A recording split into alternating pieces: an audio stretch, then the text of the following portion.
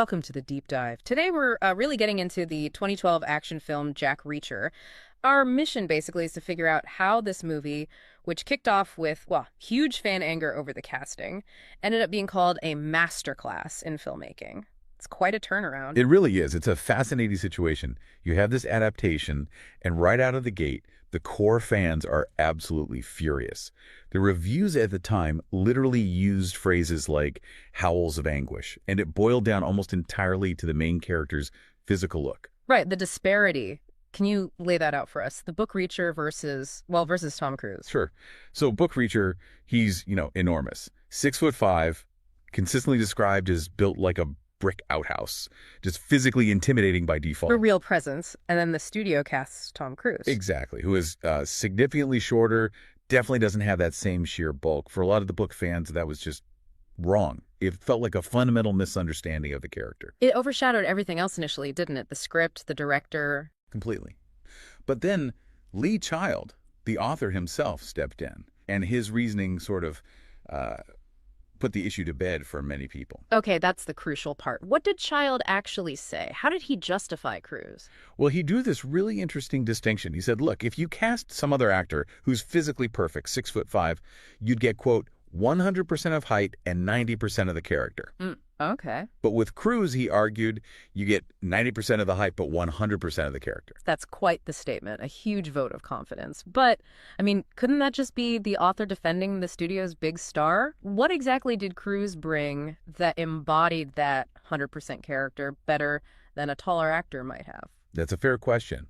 I think what the analysis points to is that it forced a different interpretation of Reacher's presence. It wasn't just about size anymore. Cruise brought this incredible intensity, focus, a kind of coiled up energy and authority on screen. Reacher's power isn't just his bulk, it's his competence, his focus, the way he radiates danger without saying much. So it's more about the feeling he projects. Precisely. Cruise's performance zeroes in on that lethal efficiency, that absolute confidence. It makes his physical size less important than the threat level he represents. It's about how focused he is, not just how big. And that interpretation, that commitment, is what won over critics. Okay, so if we sort of accept that premise character over physique, then we get to the filmmaking itself. And this is where the masterclass label really comes in, specifically about the first 15 minutes. Yes, that opening sequence. It's lauded as cinema storytelling at its finest. High praise indeed. What makes it work so well? Break down those technical elements for us. It's really about efficiency and building atmosphere. The whole sequence is pure show, don't tell. It starts quiet. An ordinary white van downtown Pittsburgh pulls into a parking garage. No big dramatic music cues or anything. Very subdued. No dialogue at all. We just watch from the gunman's point of view as he parks, puts a coin in the meter, sets up his sniper rifle. It's all very methodical. And the actual crime? It's chillingly clinical. He scopes targets across the river, picks them off, 5 shots, 5 victims, done with professional ease.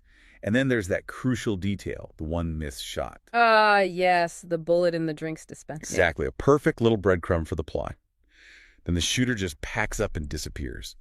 The whole thing creates this incredibly tense, unnerving mood just through visuals and process. And that missed shot isn't just flavor, is it? It hints at something maybe not being quite perfect, a potential flaw. Right, it plants a tiny seed. And right after this silent tension, the film just dives straight into the investigation. So we meet the police side of things quickly. Very quickly. Inspector Emerson, David Oyelowo's character, is on the scene. They find the evidence. Yeah. The shell casing, that missed bullet, even a partial fingerprint from the parking meter coin. It all points very fast, almost too fast, to one guy. The suspect, Barr, former Army sniper. Yep. They arrest him, but he won't talk. Just writes down 4 words on a notepad, "Get me Jack Reacher." And that pulls Reacher into the story. It does. But interestingly, Reacher shows up because he saw it on the news. And he initially thinks Barr is guilty. He knows Barr's history. He actually intends to help make sure Barr goes down for it. So he's skeptical from the start, just in a different way. Exactly.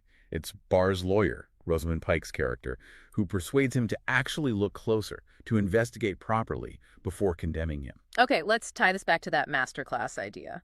Why is cramming all this setup and information into the opening so effective? Because it lays everything out. You get the crime, the stakes, the main players, the central mystery, and that crucial hint of doubt The feeling that Barr's arrest is maybe a bit too neat, too convenient. Right. And it does it all without someone having to sit down and explain the backstory later on. Exactly. It avoids that mid-film exposition dump, as the review calls it. You don't need a scene where someone reads a case file aloud.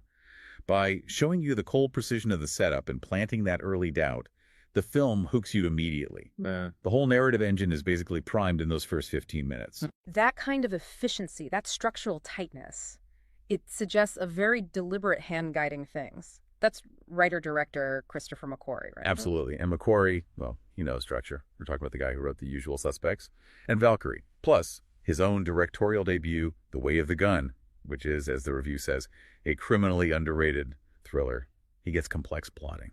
And for Reacher, he seems to have deliberately chosen a style that feels different from a lot of modern blockbusters, especially the action. Oh, definitely. The action, particularly the car chases, got a lot of praise for feeling grounded and practical, not overly reliant on CGI. Cruise doing his own driving helps there, I imagine. Massively. It meant McQuarrie could keep the camera on Cruise during the chases. You see him in close-ups, mid-shots, reacting in the car. It adds this visceral, real feeling that you often lose with quick cuts and digital doubles. The review calls them superb and compares them to 70s car chases. What does that mean specifically? Think Bullet. Think The French Connection. It means proper muscle cars, practical stunts, a sense of real weight and impact. The chases feel choreographed but messy, dangerous in a way that feels, well, realer than a lot of the highly polished, physics-defying sequences we see now. It's got that gritty 70s texture. And the review suggests that choosing this older, maybe less flashy style was actually a bit brave in today's market. Yeah, courageous is the word used. Because the trend is often towards bigger, louder, more CGI-heavy spectacle. That's often seen as the safer financial bet. To deliberately go for a more character-focused, mood-driven approach with practical, grounded action. It means trusting that classic filmmaking techniques can still connect with an audience, even if they aren't the current fashion.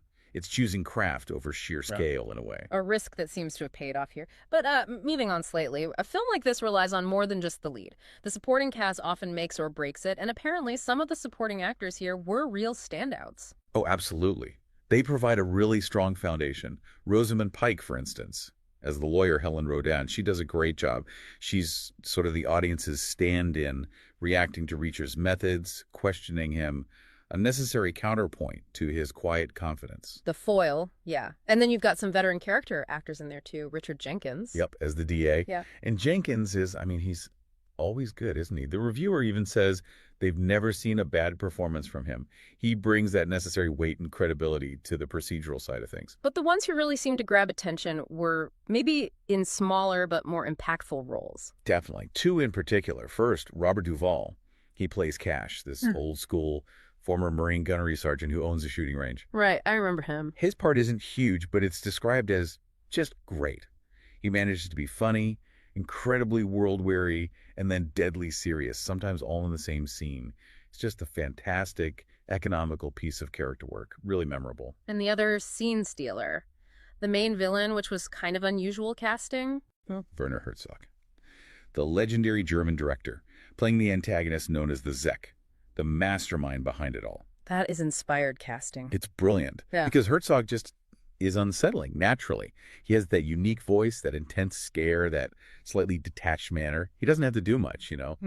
No big villain speech is needed. His presence alone conveys this deep, cold evil. It's perfect casting because his inherent qualities just are the character. So when you put it all together, the initial casting uproar, then Child's Defense, the brilliance of that opening sequence, McQuarrie's 70s throwback style, Cruise's committed intensity, and this really strong supporting cast.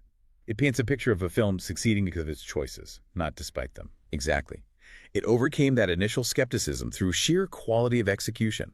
And that's the core takeaway, really. It shows how strong storytelling, especially an efficient and atmospheric opening, can anchor a film and even win over a doubtful audience. The film made a strong case that capturing the essence of the character and delivering a well-crafted thriller mattered more than ticking every single physical box. The overall verdict from the review is pretty clear.